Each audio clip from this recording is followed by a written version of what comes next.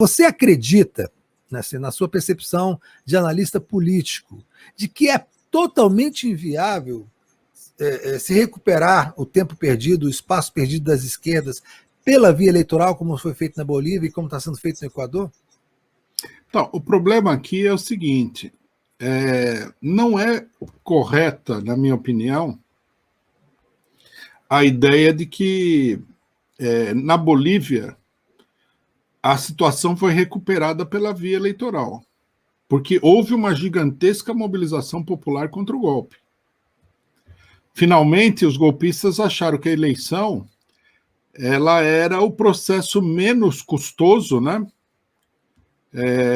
para manter a estabilidade do regime político. Então, eles aceitaram um acordo. E esse acordo é um acordo que tem uma série de pressupostos. Por exemplo, eles aceitaram um dos candidatos mais direitistas do partido do Evo Morales, o MAS. Houve um pacto sobre a política e tudo mais. E eu acho também que, na medida em que você não desmantela todo o aparato golpista e tudo mais, esse governo que surgiu da via eleitoral, ele é um governo precário, né? Então, nós temos que levar em consideração tudo isso. Não é correto dizer que nós conseguimos tudo pela via eleitoral. Sem a mobilização, e que foi uma mobilização muito grande, né, dos operários e camponeses bolivianos, não teria provavelmente nem tido eleição. Que eles adiaram a eleição várias vezes e tudo mais. Finalmente, eles chegaram num ponto que eles falaram, se a gente continuar adiando a eleição, o país vai explodir. Quer dizer, foi a pressão popular, a mobilização popular, que levou a esse resultado. E o resultado é um resultado precário. É um pacto. A função do governo Arce é conter essa mobilização popular. O que é que vai acontecer a hora que a mobilização popular for contida? A direita vai voltar à carga. Então nós temos que ver a coisa toda em perspectiva, né? No Brasil, o pessoal quer dizer o seguinte, que sem mobilização popular, só pelas eleições nós vamos ganhar porque é o voto, etc. e tal. Eu acho que não é bem assim. A esquerda só ganharia a eleição se a burguesia achar que a alternativa, né, a entregar o governo para um setor mais moderado da esquerda, mais moderado dentro do PT, hein? O Lula, por exemplo, eles não querem. Entregar para um setor mais moderado seria uma boa alternativa diante de uma eventual rebelião social dentro do país. Então, se é assim, nós deveríamos, né, de qualquer maneira, impulsionar a mobilização popular. Agora, se a gente aceita todos os ditames dos golpistas, nós não estamos trabalhando para pressionar o regime para abrir caminho para uma solução progressista, não é? Seria como o seguinte, se na Bolívia o pessoal tivesse aceitado o adiamento indefinido da eleição. Então, eu acho que o panorama ele é mais complexo do que isso. Eu concordo com você que muita gente gostaria de ver o problema resolvido pela via eleitoral, não há dúvida nenhuma. É uma psicologia tradicional. É a linha de menor resistência, mais econômica. E na política, a psicologia das pessoas se inclina sempre para a via menos custosa, mais econômica. É óbvio. Entre uma mobilização popular, onde vai haver choque com a polícia, pode haver choque até com as Forças Armadas, sei lá o quê, como aconteceu na Bolívia, e uma eleição, né? Qualquer um escolheria a eleição. O problema é saber se essa linha de menor resistência ela é viável. Não basta ser de menor resistência, ela tem que ser viável.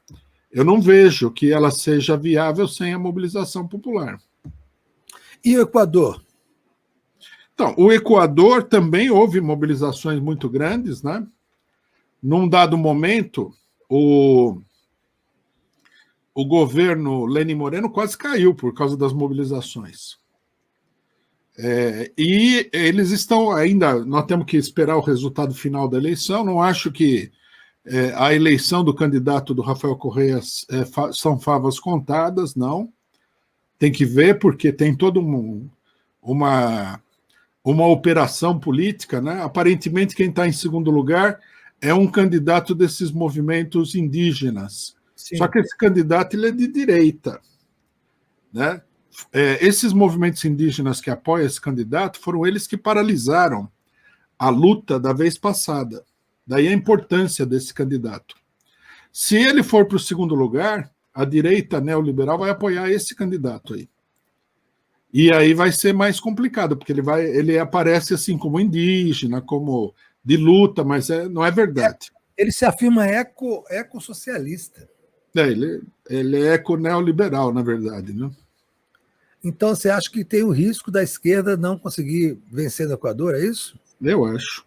Não só isso, eu acho que o regime, a situação política na Argentina, onde tem um governo de esquerda, eu nem sei se daria para dizer que é de esquerda, vai? É um governo mais democrático, digamos assim, na Argentina, no Equador, na Bolívia, a situação ela é muito precária, porque o fundo da situação, na realidade, não é eleições versus ditadura, é o agravamento da luta de classes, né? É isso que nós estamos vendo no mundo todo. Então, quer dizer, diante do agravamento da luta de classes, o regime representativo eleitoral ele fica muito fragilizado. Ele não tem a capacidade de conter um enfrentamento muito duro da luta de classes. Por isso que a extrema-direita vem crescendo em todos os lugares, né? Eu acho que tudo bem, pode ser, eventualmente, ganhar uma eleição é um ponto a favor, mas precisa ter uma visão mais de conjunto. Por exemplo, o governo da Argentina, que está fazendo um esforço muito grande para controlar a situação, né? Viu a aprovação do aborto e outras medidas, tudo isso daí é para tentar conter a mobilização da esquerda diante de uma situação econômica verdadeiramente desastrosa. Se ele não consegue conter, vai vir um governo muito direitista no lugar. Ele está lá como bombeiro, né? É um governo bombeiro, assim como o governo da Bolívia. Ele tem que apagar o fogo. Se ele apagar o fogo e a situação econômica mudar e tal, ele pode se estabilizar. Mas, de qualquer maneira, são governos bem conservadores da esquerda, né? Eu acho que a coisa precisa ser vista num panorama geral. O que está determinando essas eleições, na minha opinião, a vitória eleitoral da esquerda em alguns países, é o fato de que a situação econômica se agravou muito. Mas muito mesmo.